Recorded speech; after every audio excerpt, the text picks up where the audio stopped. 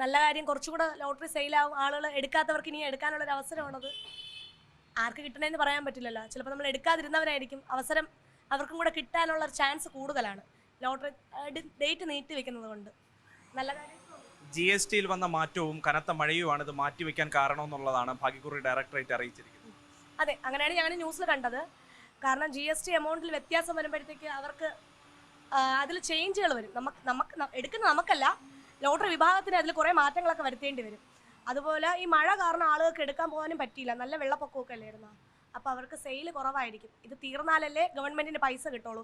അത് വെച്ചാൽ നമുക്ക് റോഡ് വികസനവും മറ്റു കാര്യങ്ങളൊക്കെ നടക്കേണ്ടത്. ഗവൺമെൻറ്റിന് കിട്ടുന്ന പൈസ വെച്ചാൽ അവർ കാര്യങ്ങൾ, നമ്മുടെ ജനജീവിതം, എല്ലാ കാര്യങ്ങളും നടത്തുന്നത്. അതുകൊണ്ടായിരിക്കും അവർ കുറച്ച് നാൾ നീട്ടി വെച്ചത്. അവസാനവട്ട ലോട്ടറി എടുക്കുന്ന ഘട്ടത്തിൽ ഇനിയിപ്പോൾ ആ ഡേറ്റിനോടനുബന്ധിച്ച് ലോട്ടറി എടുക്കുമോ? അതറിയത്തില്ല. ലോട്ടറി എടുക്കണം. ലോട്ടറി എടുത്താലല്ലേ നമുക്ക് വരുമാനമുള്ളൂ എല്ലാവർക്കും. ഏതെങ്കിലും പ്രത്യേക നമ്പറോ കോഡോ സീരീസോ അങ്ങനെ എന്തെങ്കിലും നോക്കിയെടുക്കുന്ന പതിവ് പ്രവണതയോ അങ്ങനെ എന്തെങ്കിലും ഉണ്ടോ? ഞാൻ അങ്ങനെ എടുക്കത്തില്ല, ചേട്ടൻ എടുക്കുമായിരിക്കും. എനിക്കതിനെപ്പറ്റി അറിയത്തില്ല. ഞാൻ എന്തെങ്കിലും ട്രിക്കോ കാര്യങ്ങളോ നമ്പേഴ്സിന്റെ കാര്യത്തിലോ ഒക്കെ ഉണ്ടോ?